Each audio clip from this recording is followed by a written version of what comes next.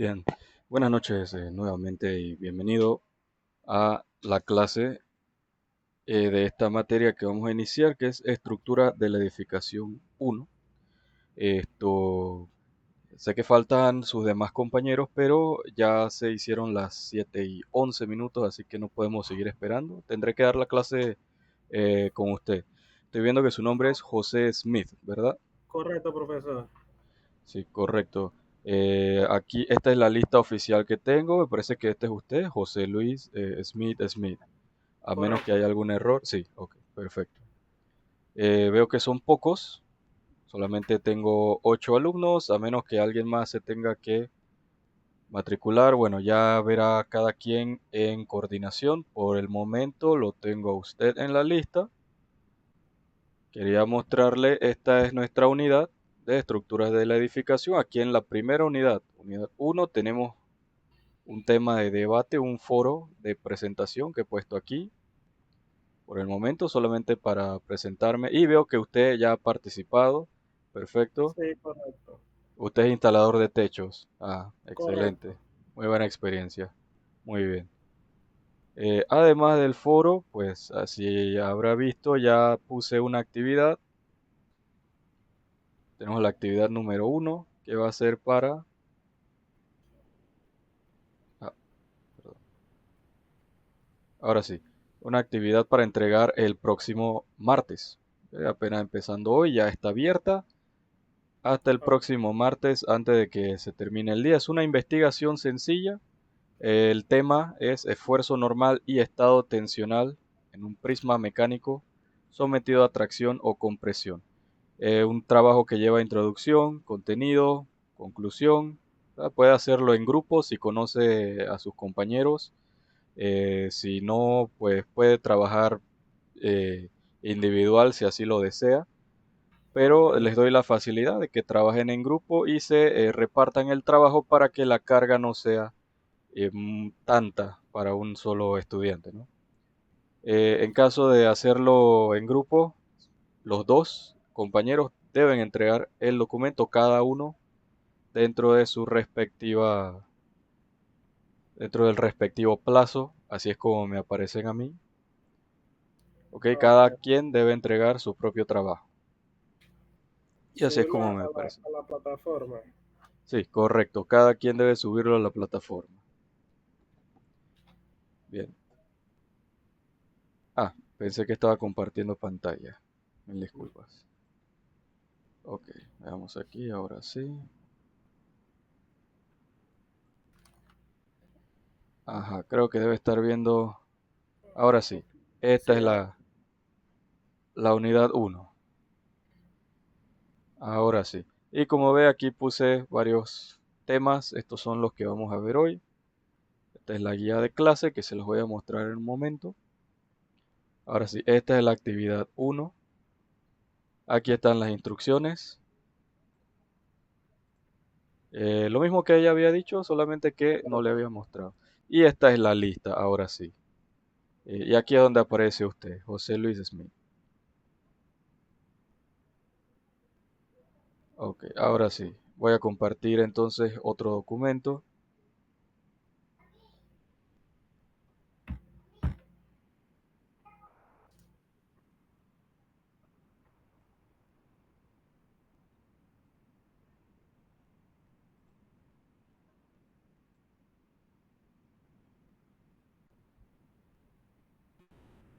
Bien, esta es nuestra guía de clase para la materia de estructura de la edificación 1.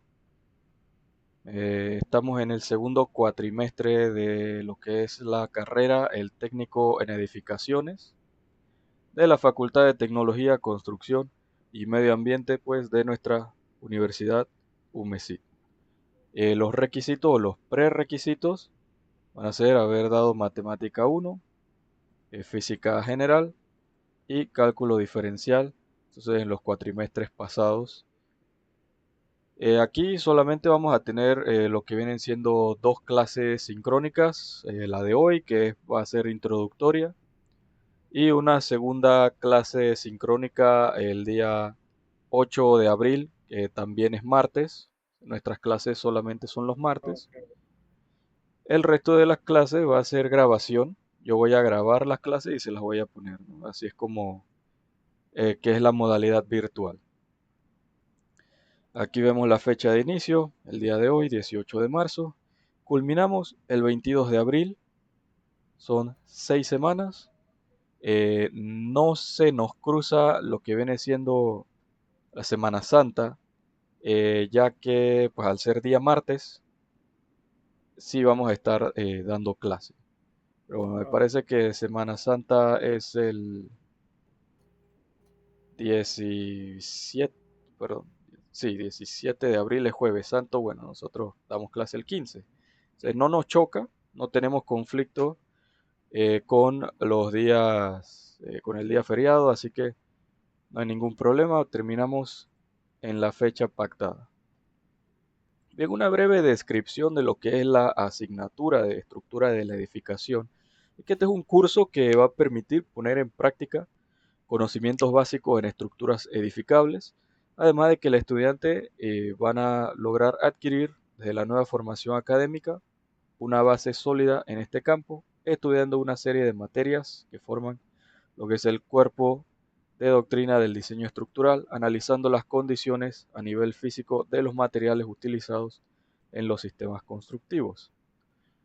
Si vamos a lo que son los objetivos, tenemos un objetivo general, que es el de lograr que los alumnos comprendan los conceptos básicos de un proceso de edificación y que entiendan los materiales utilizados como parte de un sistema integrado.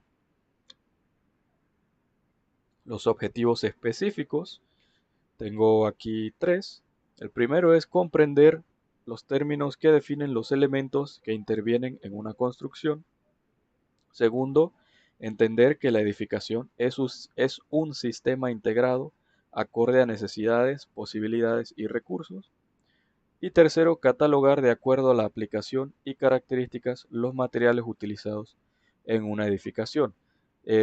Bien, solamente para recordar, o bueno, más bien hacer mención, yo estoy grabando la clase, ahorita estamos grabando todo lo que está pasando en pantallas, que no se preocupe si se pierde de algo, lo va a poder ver en la repetición, al igual que sus compañeros que no han llegado, o si alguno no va a asistir, pues podrá ver la repetición de la clase. Yo ah, esto lo subo a YouTube y les comparto el link para que todos lo tengan. ok. Y también esta guía de clase está en la plataforma educativa, ahí lo van a ver en la unidad 1. Ahí mismo lo dice, guía de clases, estructura de la edificación 1 en PDF. Ahí va a estar, por si acaso, pues. Ahí aparece exactamente el mismo contenido que tengo aquí en el Word. Por eso no se preocupe. Bien, vamos con lo que son los temas. La clase va a estar dividida en 6 semanas, en 6 unidades. Y cada semana vamos a estar viendo los temas que tenemos aquí.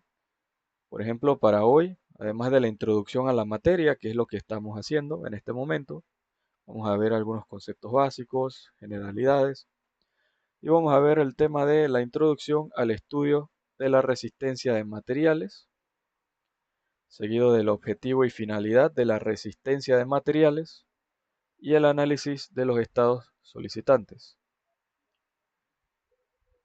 Para hoy, bueno, aquí aparece el foro de presentación, ya que sus compañeros cuando vayan viendo, pues van participando. No es obligatorio, pero sí les pedí a todos por correo, por el mensajero, pues de que participen para saber qué base tiene cada persona. Ya, por ejemplo, sé que usted es instalador de techos, así que sé que tiene una buena base en lo que es la instalación de techos, ¿no? Y cada compañero va a tener su propia especialidad y cada quien va a saber algo que pues el otro compañero no ejerce y puede que tengamos uno que otro compañero sin experiencia en campo. Esa es la finalidad del foro de presentación, conocer con qué base viene cada uno. Aquí pues prácticamente esto es una exposición sincrónica y al final pues si tienen alguna pregunta pues me estarán haciendo preguntas, ¿no? Para la siguiente semana va a ser una videograbación. Voy a explicarles los temas del estudio experimental de las propiedades de los materiales, luego el tema de tracción y compresión, y luego lo que son las tensiones y deformaciones en un prisma recto. Para la siguiente semana sí vamos a estar entregando la primera actividad. Aquí está la fecha, 25 de marzo. Ya este va a tener un porcentaje de 20% sobre la nota final. Temas: esfuerzo normal y estado tensional en un prisma mecánico sometido a tracción o compresión. Me parece que ya lo mencioné, sí. Correcto, sí. Luego en la unidad 3 vamos a ver estado tensional y deformación en tracción y compresión. Vamos a ver lo que es la ley de Hooke para el desplazamiento y el estudio de las constantes elásticas. Para este día es el 1 de abril. Vamos a estar entregando la segunda actividad. Este va a ser un taller escrito, ¿ok? Va a ser un taller, un cuestionario respondido en base a los primeros dos temas. Este tiene 15% de la nota final.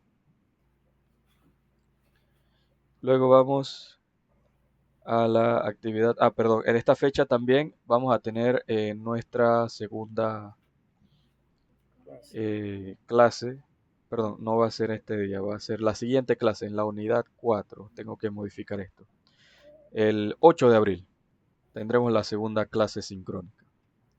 Y vamos a ver los temas de la teoría general de la flexión y análisis de tensiones. Aquí entregamos la actividad 3, una investigación, ley de Navier y teorema de Moore. Es un solo tema, estos dos. Y esta investigación tiene 20% de la nota final. Luego la unidad número 5, que es de flexión pura y vigas continuas. En esta fecha es el 15 de abril. Entregamos un taller, también un cuestionario, que equivale a 15% de la nota final. Y la última clase, que es la unidad número 6, vamos a ver los tipos de vigas continuas y los diagramas de fuerza y el tema de flexión lateral o pandeo. Esta clase sería el 22 de abril. Bueno, va a ser una videograbación, una videoclase. Solamente les grabo y les comparto el link. Y aquí entregamos el trabajo final, que va a ser una investigación ya un poco más extensa, que va a ser de los temas de torsión pura, flexión, torsión y plasticidad. Esto equivale a un 30% de la nota final. Es decir, solamente las primeras 4 actividades equivalen a 70% de la nota. Deben realizar todas las actividades, por lo menos, para llegar a la calificación mínima, que, como saben, para pasar la materia es una C, que es de 71 a 80. Aquí vemos nuevamente un resumen de las actividades, cada una con su porcentaje y las fechas de entrega. Aquí en la bibliografía tenemos algunos textos.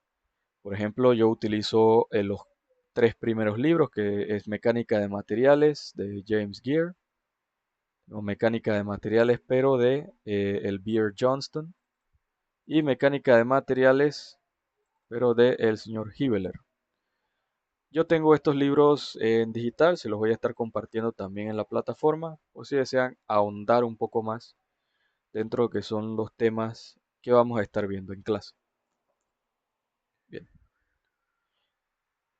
Otros temas, otras cuestiones que nos salen aquí, como el de ingeniería de edificación de Francisco Domouso Alba. Tenemos desarrollo de elementos estructurales de Rocío Ortega Mateos y varios otros libros más. Ustedes podrán verlo en la guía de clase, la copia que tienen en PDF en plataforma. Y bueno, aquí lo que se explica para nosotros que tenemos una clase virtual, no nos va a afectar lo que viene siendo el tema de la asistencia, ¿no? Asistencia va a ser la entrega o el cumplimiento de cada uno de ustedes, ¿verdad, estimados estudiantes? De sus actividades, claro. Por supuesto que me gustaría que asistan a las dos clases sincrónicas que vamos a tener, precisamente para que no tengan que estar viendo la grabación de la clase en diferido. Y si tienen alguna pregunta, pueden hacerla justo en el momento de la clase. Esa es la idea de que esto, por favor, no falten a las clases que vamos a estar viendo. Les voy a dejar de presentar acá.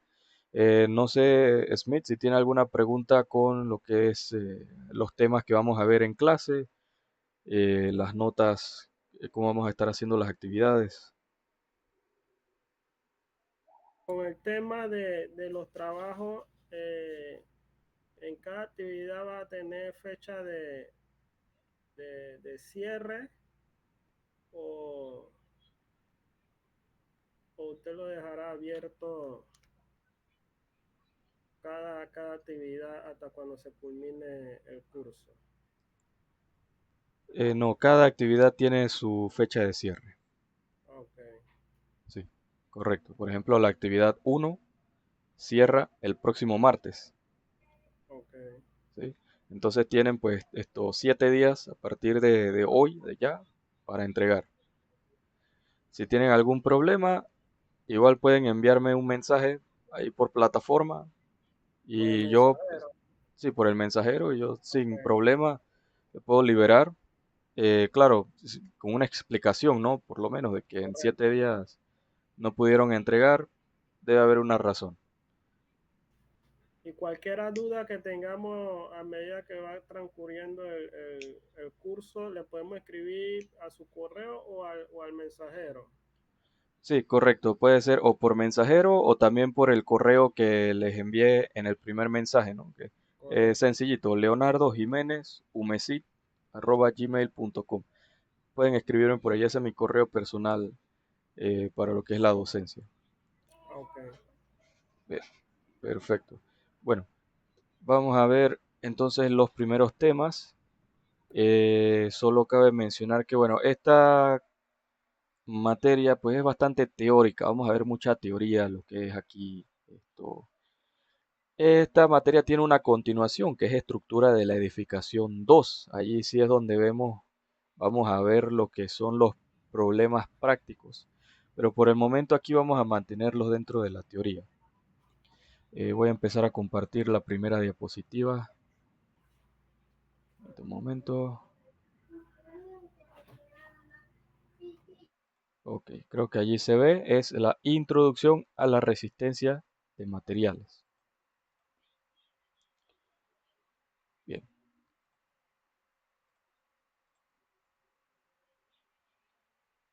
Los cuerpos absolutamente rígidos, indeformables, no existen en la realidad. Y cuando hablamos de cuerpo nos referimos a elementos estructurales, que pueden ser una viga, una columna, una losa, etc. Las deformaciones que ocurren en estos elementos, en estos cuerpos, se debe a la acción de cargas que en realidad son pequeñas y generalmente pueden ser detectadas con instrumentos especiales solamente, es decir, no lo podemos ver a simple vista. Estas deformaciones pequeñas no influyen sensiblemente sobre las leyes del equilibrio y del movimiento del sólido. Aquí es donde entra algo que se llama la mecánica teórica y que esta va a prescindir de esas deformaciones pequeñas. Entonces, lo que a nosotros aquí nos interesa o nos va a interesar van a ser el estudio de esas deformaciones, cómo influye esto en lo que viene siendo la edificación y qué tan estable va a ser, cuánto se va a poder deformar un elemento antes de que represente un peligro a la estabilidad de nuestra edificación, lo que vamos a estar viendo en esta clase. Ahora, en las construcciones donde aquí puse ingeniero, pero pues el profesional de la construcción, dígase ingeniero, dígase arquitecto, eh, obrero de campo, ¿no? Lo que vamos a encontrar en la práctica la mayoría de los casos van a ser configuraciones bastante complejas. Entonces, los diversos elementos los podemos reducir o resumir a los siguientes tipos simples. Por ejemplo, vamos a tener entonces los cuerpos estructurales sencillos o más simples para efectos teóricos o efectos académicos. Son barras. ¿Qué es una barra? Bueno, es un cuerpo que tiene dos dimensiones pequeñas en comparación con la longitud, que es la tercera, que pueden ser de una sección transversal constante con un eje rectilíneo. Aquí, por ejemplo, vemos una barra de eje curvo, es un cilindro metálico, por lo general van a ser barras metálicas, o una barra de eje recto, un rectángulo pues alargado, que algunas vigas van a tener esta forma, ¿verdad? Forma de esto, una barra de eje recto. Lo que vemos en el centro son las líneas, esas líneas que están en el centro, perdón, son los centros de gravedad de las secciones transversales. Esto es lo que le llamamos el eje de la barra. El segundo tipo que vamos a tener va a ser considerado una placa, que es un cuerpo limitado por dos planos a una distancia pequeña en comparación con las otras dos dimensiones. Aquí es al revés de lo que es una barra. En una barra tenemos dos dimensiones pequeñas que va a ser, en el caso del rectángulo, un ancho por una altura pequeña, pero una longitud bastante más grande. En el caso de una barra circular, es un cilindro, solamente tenemos pues el radio o el diámetro de esa barra y su longitud, que va a ser pues considerablemente más grande. En cambio, en una placa, y este es el ejemplo que vemos en lo que vienen siendo las losas, vamos a tener dos distancias pequeñas. ¿Qué distancias pequeñas van a ser estas? Bueno, son el grosor de nuestra placa. Esa es la distancia pequeña, porque las otras dos van a ser el ancho y el fondo que tenemos de nuestra placa, ¿no? Ancho por largo y grosor, entonces va a ser esa distancia pequeña o esa unidad pequeña que vamos a tener. El tercer tipo es el tipo bóveda, que es un cuerpo limitado por dos superficies curvas y una distancia pequeña en comparación con las otras dimensiones. Básicamente una bóveda es como una placa a este cuerpo, pero dándole cierta curvatura para que tenga entonces esta forma. Las bóvedas, además de su efecto estético, cumplen también un efecto estructural. Entonces, este tipo de cuerpos lo vamos a estar estudiando más adelante. En la resistencia de materiales estudiamos principalmente los casos de barras que tienen sección constante y eje recto. Esta es una disciplina que estudia las solicitaciones internas y las deformaciones que se producen en el cuerpo que estén sometidos a cargas exteriores. Es decir, vamos a analizar cómo una carga exterior va a afectar o va a influir sobre nuestra edificación y sobre sus elementos estructurales internamente. A eso es a lo que nos referimos. Desde hecho, la segunda presentación que vamos a ver, los estados solicitantes. La resistencia de materiales tiene como finalidad elaborar métodos simples de cálculo que van a ser aceptables desde el punto de vista práctico de los elementos típicos más frecuentes de las estructuras, elementos que son los que ya habíamos mencionado, las barras, las placas, las bóvedas, empleando para esto diversos procedimientos aproximados. Pero podemos dividir esto en dos tipos de maneras de cómo resolver o de problemas a resolver. El primer tipo va a ser el dimensionamiento. Vamos a ver cómo dimensionamos un elemento, qué longitudes, qué tamaño va a tener nuestro elemento, cuánto va a medir esa viga, de qué tamaño va a ser nuestra columna, qué grosor va a llevar nuestra losa. Y luego hacemos la verificación. Aquí es donde comparamos la dimensión o las dimensiones que obtuvimos en el primer paso para ver si realmente cumple con lo que se está solicitando, ¿no? Entonces, por eso mismo se llama verificación. Primero dimensionamos y luego verificamos si la dimensión de nuestro elemento cumple.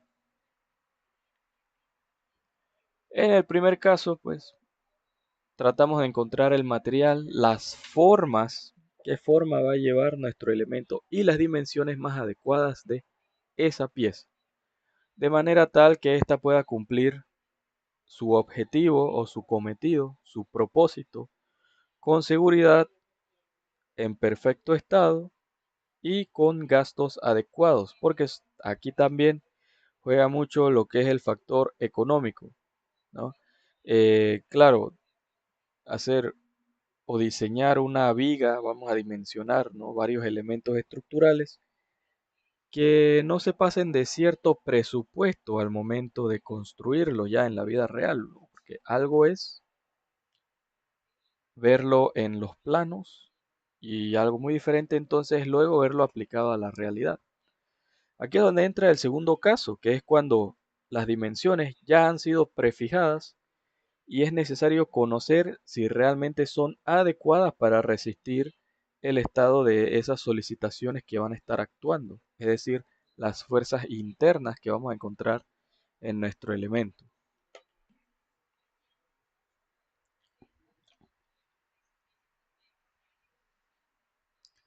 Para esto debemos ver ciertas hipótesis que son fundamentales.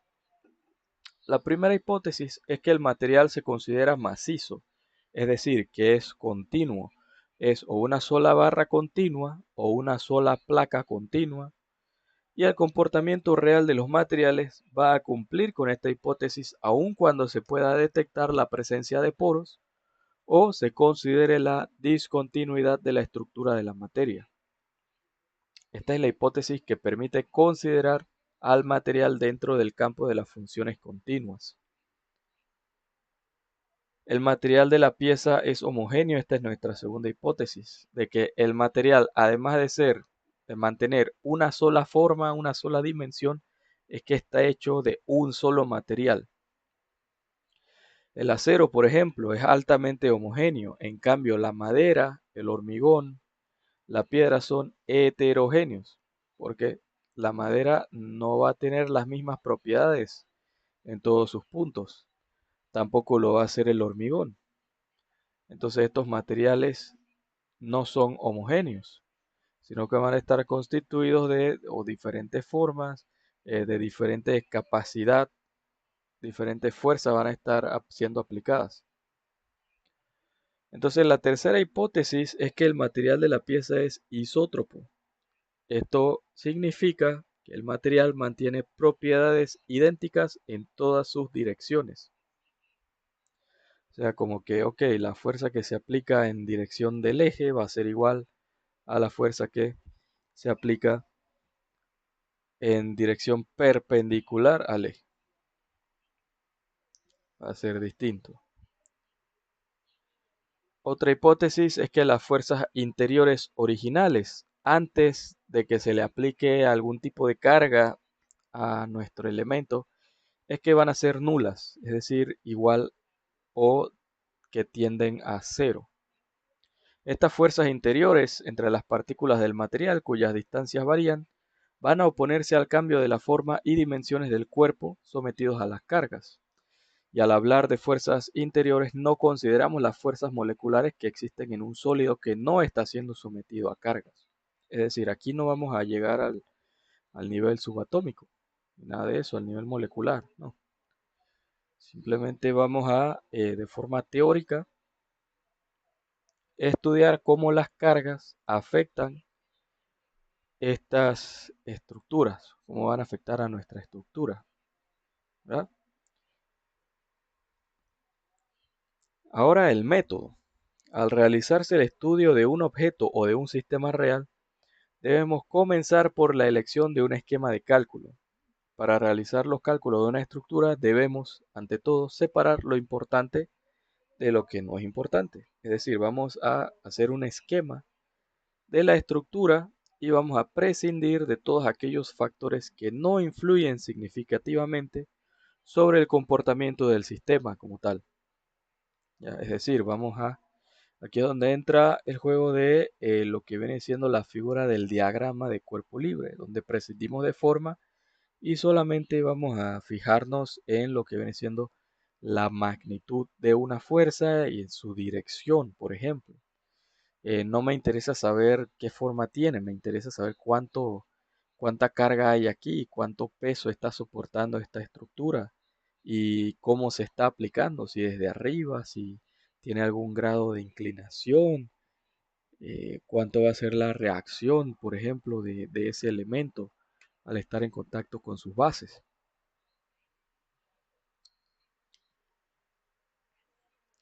Supongamos, por ejemplo, que deseamos calcular la resistencia del cable de este ascensor, ¿no? Tenemos en la figura de la izquierda un ascensor. Ahí aparece el hueco del ascensor, la caja del ascensor y arriba tenemos una polea. Pero realmente lo que nos va a interesar es la carga del ascensor. ¿Cuánto pesa? Esto es lo que vamos a representar como P y sabemos que esta fuerza se está siendo ejercida hacia abajo. Así que con una flecha apuntada hacia abajo, con una letra P designada, es más que suficiente para eh, saber que tenemos aquí una carga o un peso P que está siendo aplicado hacia abajo. Bien. Ahora, sobre el concepto de tensión y de deformaciones específicas, como introducción a este tema, podemos observar, por ejemplo, ahí en la figura, esta máquina, todo que es una prensa. Bien. La función de esta prensa es de ensayar muestras de materiales sometidos a esfuerzos de compresión. Si tomamos una de las barras laterales y le realizamos un corte, como por ejemplo este corte que está aquí, vamos a hacer un corte hacia el medio y separamos ambas partes. Vamos a ver que para la parte superior, que para que la parte superior se encuentre en equilibrio, en esta sección va a haber una fuerza F que en realidad representa la acción de la parte eliminada. Es decir, si estamos aplicando una fuerza hacia abajo y cortamos la barra, aquí debe aparecernos una fuerza de igual magnitud pero en sentido contrario. Es decir, si estaba hacia abajo, la de aquí debe ir hacia arriba. Ahora, si tenemos esta figura que va a ser un tornillo, vamos a ver que en la sección indicada tenemos un momento de torsión o un momento torsor, que va a ser esta flecha que está representada así. Si utilizamos un poquito la imaginación, podemos ver cómo esto gira o cómo se aplica la fuerza que va torciendo poco a poco este elemento. Ahora, esta torsión va a ser pequeña, pero lo suficientemente significativa como para que se note que está ejerciendo un par de torsión. Aquí solamente estamos suponiendo que este esfuerzo es en realidad el resultado de un conjunto de solicitaciones que actúan punto a punto con una ley semejante a la indicada como lo que sale aquí en la figura. Si ve el mouse podemos ver según esta flecha que este lado del tornillo está girando en sentido de las manecillas del reloj, mientras que del otro lado está girando al sentido contrario de las manecillas del reloj. Así que para que esto ocurre, para que exista un equilibrio, sabemos que la sumatoria de esto va a dar igual a cero, porque esta fuerza o este momento de torsión va a ser igual a este, solamente que se están aplicando en sentidos contrarios. Si consideramos, por ejemplo, entonces un cuerpo que está siendo sometido a cargas exteriores en equilibrio y lo dividimos en dos partes, Mediante la intersección con un plano cualquiera, sabremos que en la sección originada van a aparecer fuerzas que mantienen el equilibrio de la porción. Si en esta sección tomamos un punto P de referencia con un entorno de área, sobre dicha área va a existir una fuerza elemental a la que se le va a conocer como delta de F, que es esta fuerza que está aquí. No se preocupen, no vamos a ahondar en este tema, solamente estamos viendo la teoría. Si convertimos esto en un coeficiente, vamos a tener delta de F o una variación en la fuerza sobre un delta de omega, que esto viene significando el entorno del área o el cambio de área. Esto va a tender a cero. Podemos definirlo como un vector de tensión total o tensión resultante en el punto P, pero esto ya aplicando otro tipo de operación matemática conocida como límites, que esto no lo vamos a estar viendo en esta clase. Pero se los pongo aquí para que entiendan más o menos la ciencia que hay detrás de lo que viene siendo la resistencia de materiales, ¿ya? Y la tensión es una magnitud vectorial que queda definida mediante tres parámetros que van a ser la intensidad, la dirección y el sentido. ¿A qué se refiere esto? De que, bueno, por ejemplo, la dimensión puede ser la fuerza que se está aplicando por unidad de área. Por ejemplo, la fuerza en el sistema internacional se aplica o se utiliza la unidad del newton. ¿Qué es un newton? Un newton es un kilogramo fuerza, es decir, un kilogramo de masa que está siendo acelerado a lo que viene siendo la unidad de la gravedad, ¿no? Usualmente esto utilizamos, por ejemplo, lo que vienen siendo kilogramo como si fuera una fuerza, pero en realidad es una masa. La unidad de fuerza es el newton. Ahora, si tenemos un newton, esa fuerza sometida a cierta distancia de un punto, aquí es donde podemos aplicar un momento de torsión, un momento. Y si aplicamos esa fuerza sobre una determinada área, vamos a encontrar lo que es un pascal. El pascal es la unidad del sistema internacional para definir lo que es la presión. Un pascal es un newton sobre metro cuadrado. Esto es lo que es la unidad de presión en el sistema internacional. En el sistema inglés puede que hayan escuchado el término PSI. PSI es libra sobre pulgada cuadrada. En el sistema inglés, la libra va a ser el equivalente al newton. Es una unidad de fuerza o una unidad de peso, sí. En cambio, en el sistema internacional, el kilogramo fuerza es realmente un newton. Eso es lo que significa.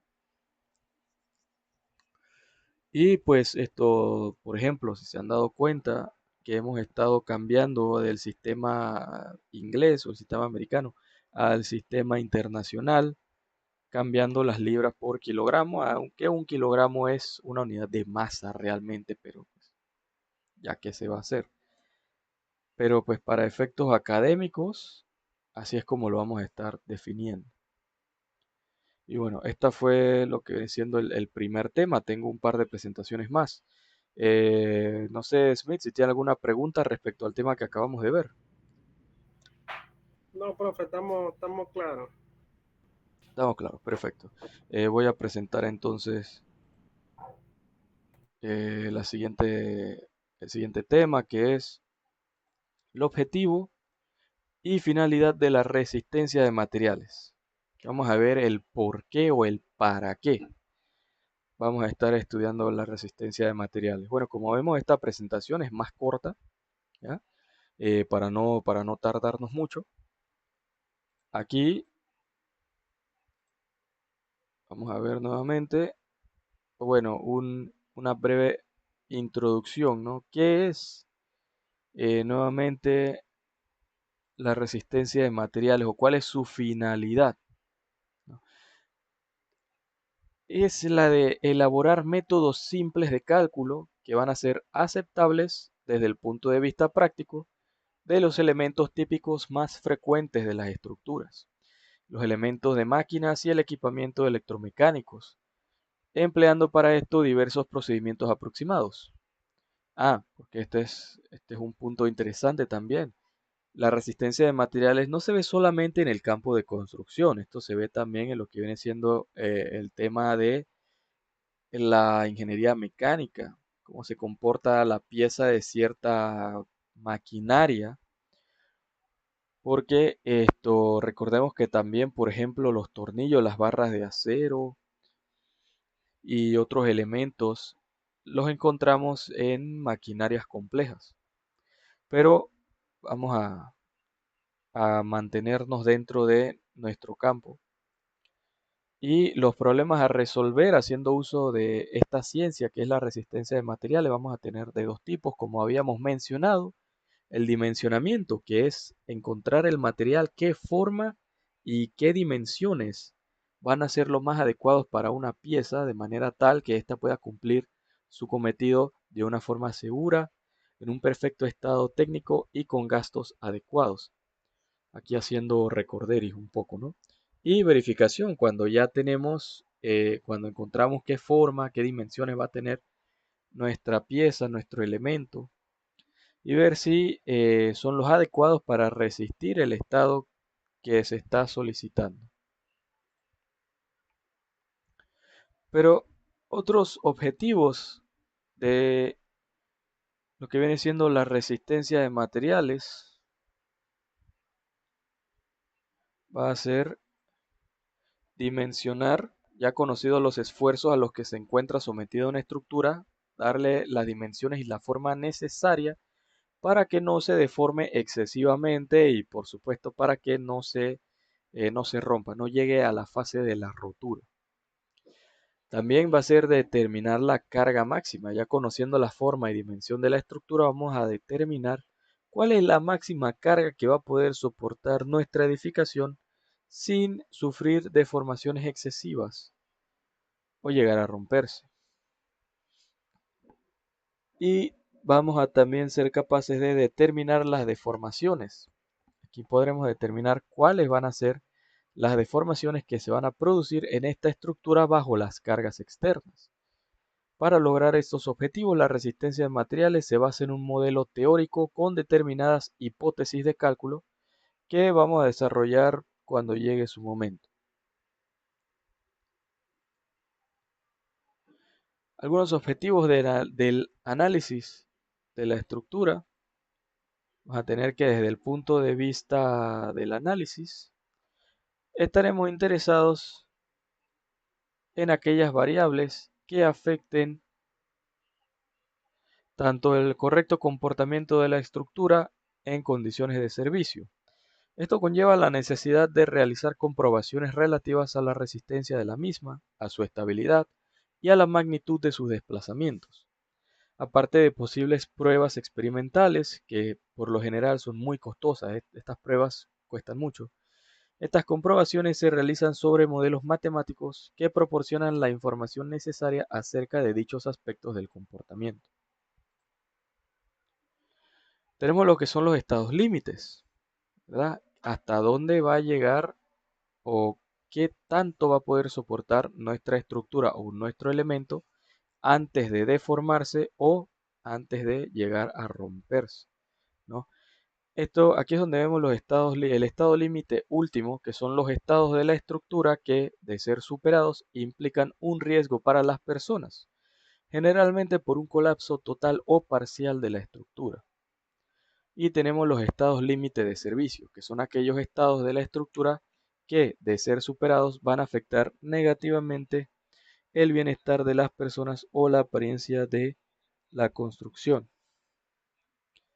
Típicamente, los análisis relativos a estados límite últimos requieren comprobaciones acerca de la resistencia y la estabilidad, mientras que los análisis relativos a estados límites requieren comprobaciones sobre los desplazamientos.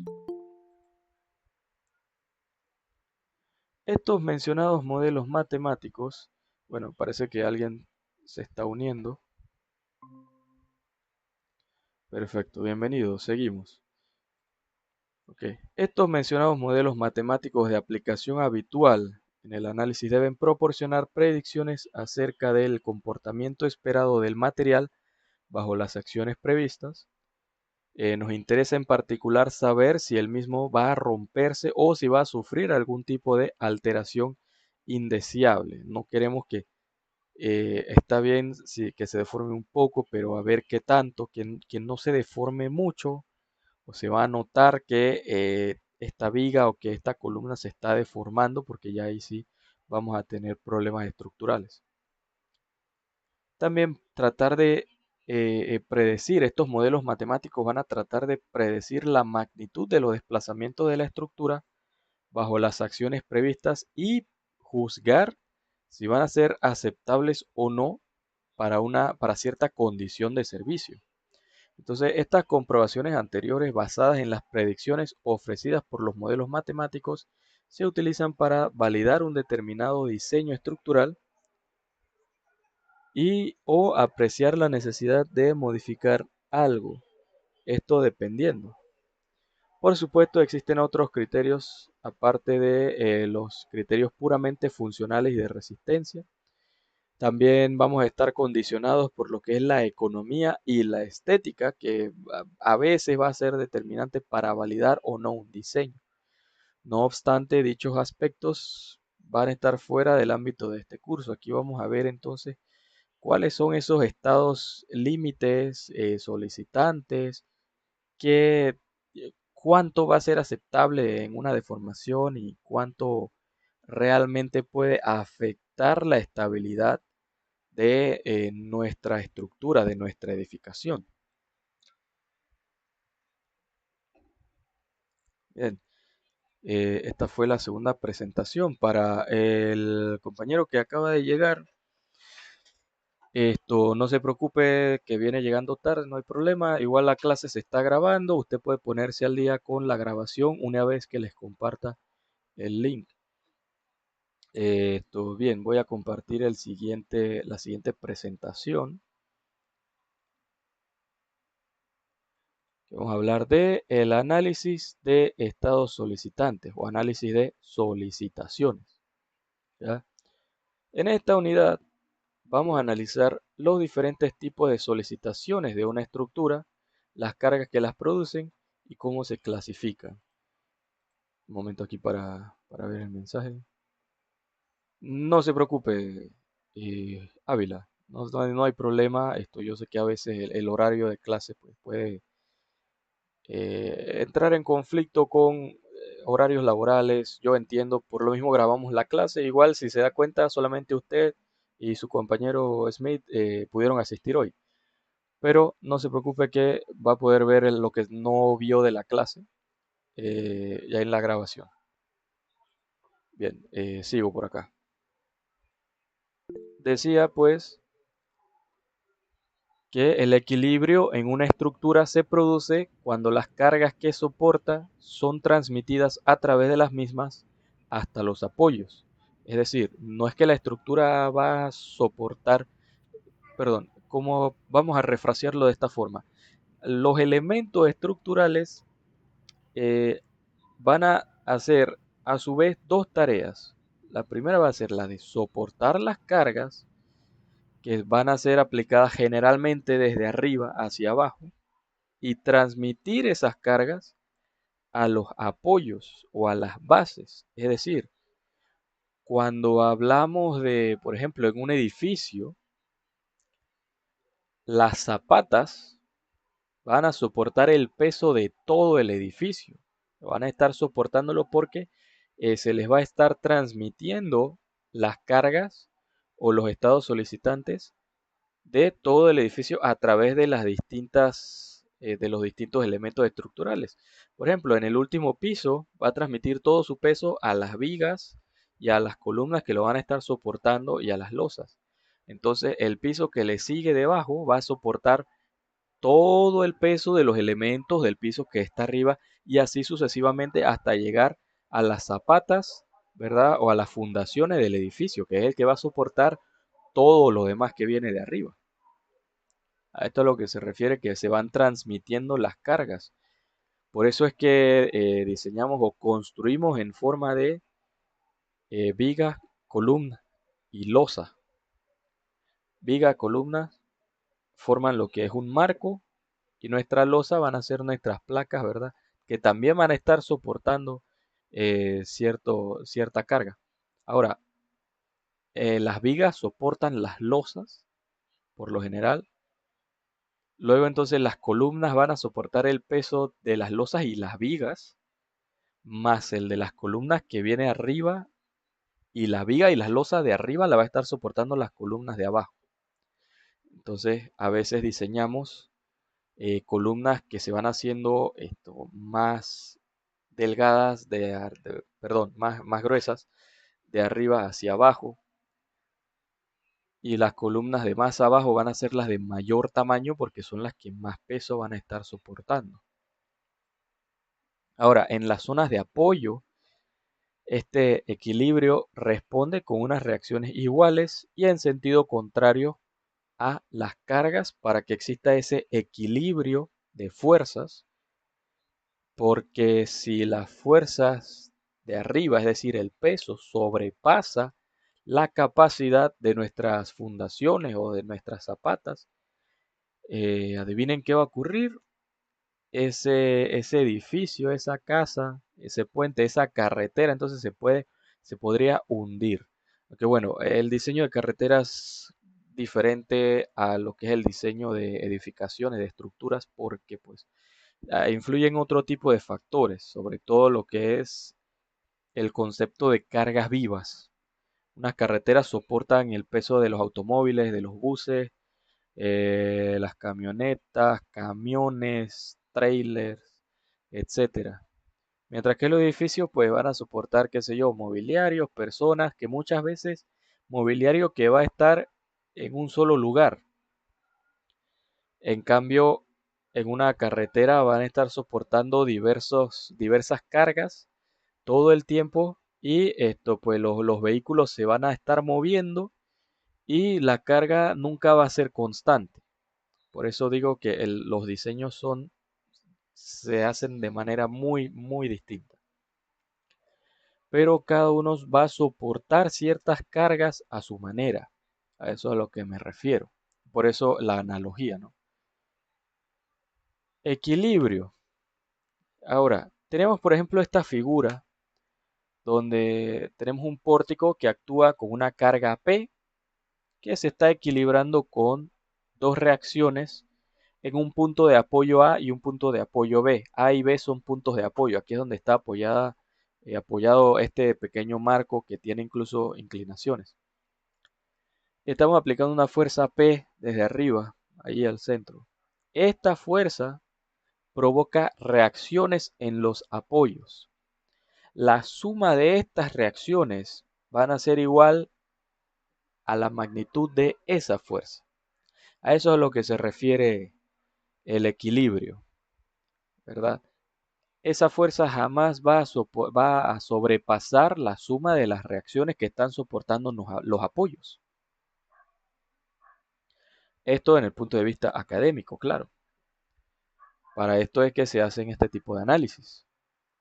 Para conducir la carga hacia los apoyos se producen unos esfuerzos internos en la estructura que denominamos solicitaciones. Eso es lo que son las solicitaciones, esfuerzos internos. Cada estructura es un conjunto cerrado de fuerzas. Las fuerzas externas o exteriores van a ser las reacciones y las cargas que esté soportando ese elemento o esa estructura. Y las fuerzas internas son las solicitaciones. El resultado total de las sumas de todas estas fuerzas va a ser nulo para que el sistema se encuentre en equilibrio. ¿Ok? Ahí está la palabra clave, equilibrio. La suma de todas estas fuerzas debe ser igual a cero. Si han escuchado alguna vez, la suma de todas las fuerzas es igual a cero. A eso es lo que se refiere esa expresión. Ahora, en una estructura las solicitaciones son el resultado de las fuerzas externas en los elementos de la estructura. La clasificación de cada una responde a la orientación de la posición de cada componente de esta resultante respecto a la pieza estructural. Por ejemplo, la componente que va paralela al eje de una barra va a ser llamada fuerza normal o componente normal. Si es perpendicular a la barra, este componente va a recibir el nombre de fuerza cortante. Si los componentes que están descentrados se alejan del centro del eje de la barra, van a producir momento flector y momento torsor. Es decir, momentos que van a producir cierta flexión o cierta torsión, pero que va a estar a cierta distancia del centro de nuestra barra, cierta distancia del eje. Esos flectores son los que provienen del desplazamiento de la fuerza normal respecto al eje de la barra, porque la fuerza normal, si está siendo ejercida exactamente sobre el eje de nuestra barra, no ocurre ningún tipo de desplazamiento. En cambio, si la aplicamos a cierta distancia del eje, es decir, desplazamos esa fuerza normal, aquí sí es donde vamos a tener entonces un momento flector o una fuerza de torsión, momento de flexión. Los momentos de torsión o momentos torsores provienen del desplazamiento de la cortante respecto al eje de la barra. ¿Ya? Es decir, y si pudiera esto ilustrarles aquí, por ejemplo, tenemos esta barra. Sabemos que en el centro iría la fuerza normal. Esta carga P, por ejemplo, es una fuerza cortante, porque si ven la barra es horizontal, este es su eje en el centro, y entonces la carga se está aplicando de forma vertical. Aquí a 90 grados es una fuerza cortante. A eso es a lo que nos referimos. Aquí tenemos nuevamente. Sobre este esquema podemos analizar las solicitantes en dos secciones cualquiera. Vamos a elegir, por ejemplo, un punto C y un punto D en la estructura. Y si usamos un poco la imaginación, podemos visualizar que aquí hacemos un corte donde vamos a tener la fuerza normal, que allí la ven, está aplicándose sobre el eje de la barra o el centro de nuestra estructura, ¿ya? Esta fuerza normal va a ser igual a nuestra reacción en A, aquí más o menos. Y aquí se produce un momento de torsión aquí. Acá, por ejemplo, tomamos este lado de esta barra y aquí se va a ejercer una fuerza normal también que podría ser igual al de la reacción en B, en el apoyo B. Y como ven, esto se aplica exactamente en el centro de la barra, por eso es una fuerza normal. Y aquí se produce un cortante, porque aquí tenemos este corte que acabamos de realizar, ¿no? El cortante lo diseñamos con la letra V, M es de momento y N es de fuerza normal. Y bueno, también se produce un momento. Se producen tres tipos de fuerzas internas aquí. Todo por esta carga P. Si esta carga no estuviera aquí, no se produce ningún tipo de fuerza interna. Y los apoyos solamente tendrían que soportar el mismo peso de nuestra estructura, de nuestro esquema. Ahí está en la sección C, la fuerza normal N corresponde al esfuerzo en el eje y el momento M se debe al desplazamiento del eje de la resultante respecto de la barra, lo que ya les había explicado. En la sección D, además de las solicitaciones anteriores, existe una tercera componente. Esa es la perpendicular al eje de la barra, ya que el eje de esa reacción no es paralelo a la barra. Esta solicitante es el cortante de la sección en D, que viene siendo la fuerza V. Este es el cortante. Ahora, ¿qué efecto tiene sobre la estructura estas solicitaciones? Cada uno de los tipos de solicitación puede provocar una deformación diferente sobre la pieza estructural. Todas las deformaciones, junto con las tensiones en el límite, causan la rotura de la pieza.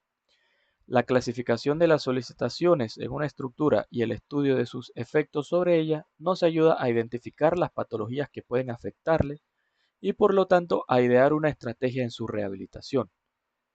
A continuación vamos a enumerar las deformaciones asociadas a cada uno de los tipos de solicitaciones de una estructura. Como tenemos, bueno, en la primera figura, la de la izquierda, tenemos una deformación normal, donde puede ocurrir un acortamiento o un alargamiento de la pieza. Dependiendo de cómo se aplique la fuerza, una pieza se puede acortar o se puede alargar. Tenemos el cortante, donde vamos a tener una distorsión angular de la pieza, es decir, donde aplicamos nuestro cortante, nuestra pieza se va a deformar, se va a distorsionar ya esta vez con un ángulo distinto, ya sea que o se va a doblar hacia arriba o se va a doblar hacia abajo, o ambos si estamos aplicando fuerza de ambos lados, como se ve aquí en la figura.